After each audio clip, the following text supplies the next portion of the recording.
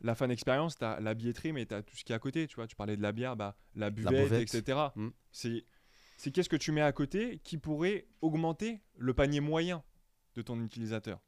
Et peut-être que tu lui fais une entrée gratuite, mais il va peut-être consommer, tu vois, à la buvette. Ou si tu as un partenaire qui est présent dans ta tribune, etc., qui a une animation, bah, peut-être que tu vas faire découvrir un produit, etc. En fait, le modèle, il est propre à chaque club, mais surtout, en fait, faut avoir la volonté de développer justement cette fan expérience.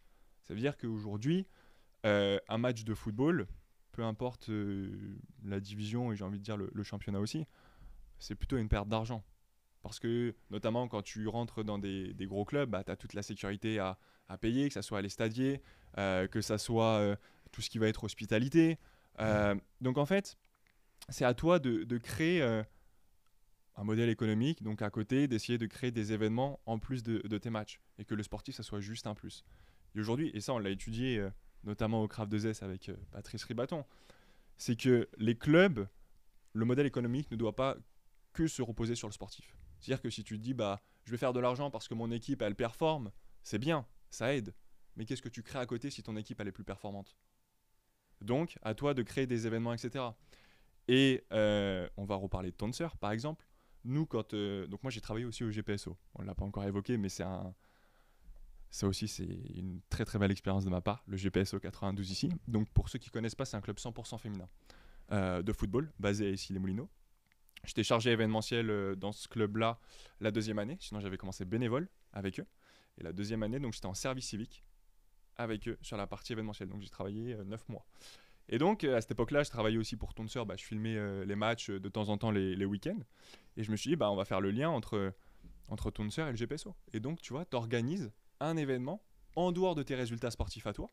Parce que Tonser, qu'est-ce qu'il recherchait? Il recherchait des terrains pour leur détection, leur showcase. Bah, toi, tu dis, bah, nous, on était à la Cité des Sports, on a un lieu, est-ce que vous êtes intéressé? Bah, vous venez. Et bah, très bien, ils sont venus, ils étaient ravis parce que le complexe, je sais pas si t'es déjà allé à la Cité des Sports, Non. c'est tout neuf, c'est incroyable. C'est vraiment incroyable. Et eux, bah, ils sont venus, ils étaient contents. Mais tu vois, c'est de créer justement ces événements-là à côté qui te permettent de créer aussi autre chose que tes résultats sportifs. De créer des synergies, des passerelles. Et c'est ça qui est intéressant. Et c'est ça qu'il faut avoir cette vision. C'est que c'est pas juste ton résultat sportif. Parce que c'est tout bête. Mais quand tu as un stade, si tu as ton propre stade, si tu as la chance d'avoir ton propre stade, ce qui est le cas de très peu de clubs par exemple en France, il faut le faire vivre. Et pareil, ta structure, même qu'elle soit associative, il faut la faire vivre.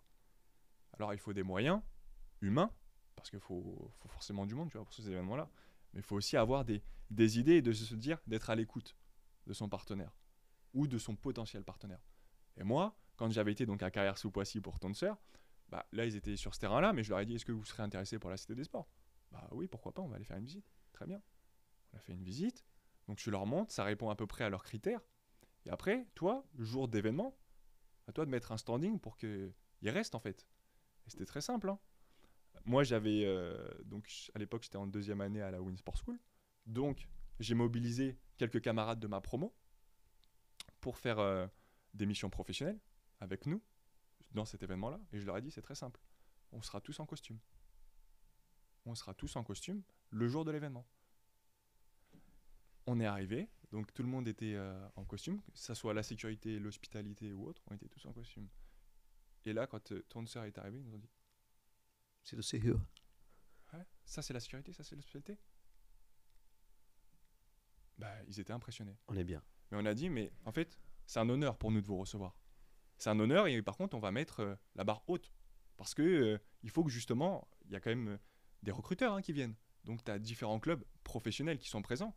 C'est encore une fois, c'est important de montrer une belle image. Et donc, tout le monde a fait cette tâche-là avec beaucoup de sérieux et beaucoup de rigueur. Et j'ai une anecdote aussi. Un de mes camarades de promotion, Reda, il était au niveau du pôle, on va dire, hospitalité pour les recruteurs. Et Mhm. notamment les créateurs de contenu. Parce que Tonser fonctionne beaucoup avec une grosse communauté sur les réseaux sociaux. Et donc, ils ont des créateurs de contenu. Et à un moment donné, il y a un créateur de contenu donc, qui a demandé un café à Reda. Donc, il faut Mhm. savoir que nous, on était en. Il y a des espaces, des salles de classe qu'on avait converties en loges qui sont à l'étage. Et ce créateur de contenu, il s'est retrouvé à un moment donné sur le bord du terrain. Il avait demandé son café. Dans la loge, en l'espérant qu'il sera dans la loge. Reda, il a pris le café, il est descendu au bord du terrain et il lui a amené sur un plateau. Et le créateur de contenu n'en revenait pas. Mais service client. Service client, fan expérience. Ouais. Et il était ravi, etc. Et aujourd'hui, Tonser continue à organiser ses événements à la Cité des Sports. Ce qui veut dire que l'idée où en soi, j'ai juste fait une mise en relation entre le club, le GPSO 92 ici, et Tonser, hop, Structure. structure. Et aujourd'hui, même que moi je suis plus au club, l'idée elle perdure. Je trouve que c'est la plus belle des choses. Ouais. Mais mise en relation, réseau, et tu vois, de créer justement, pour répondre à ta question, parce que c'était ça, le modèle économique un peu des clubs aujourd'hui. À côté, créer des choses. Soyez force de proposition. Ouais. Allez, mais c'est important et c'est pas pour tout le monde, Fabien, arriver à faire des connexions. Je suis d'accord.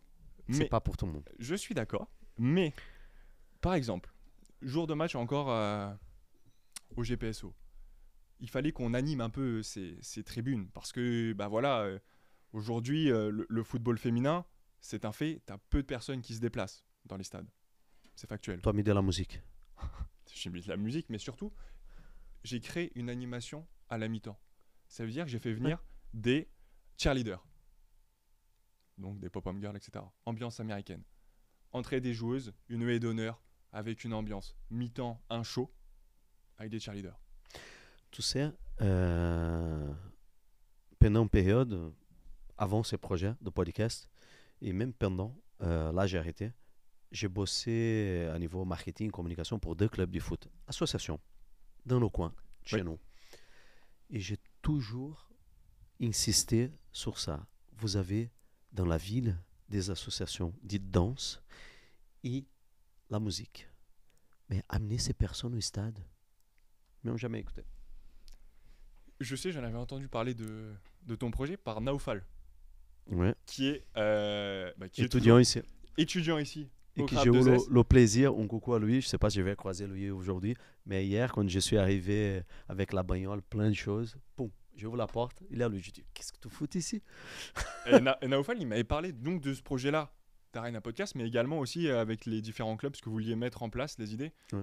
Et comme quoi, encore une fois, le monde, il est petit. Hein. Ouais. Parce qu'on se recroise ici, C'est avec vrai. Naufal notamment, mais c'est des idées, et même d'avoir lancé ce podcast, aujourd'hui, ça fait partie aussi de la communication d'un club, de venir, de répondre, et de dire, bah voilà, on voudrait te partager ça, Beto, qu'est-ce que t'en penses? C'est... Parfois, c'est les détails. Bien sûr, Les mais c'est petits ce qui font la détails. différence. Et que c'est ça qui fait la différence. Je suis d'accord avec toi.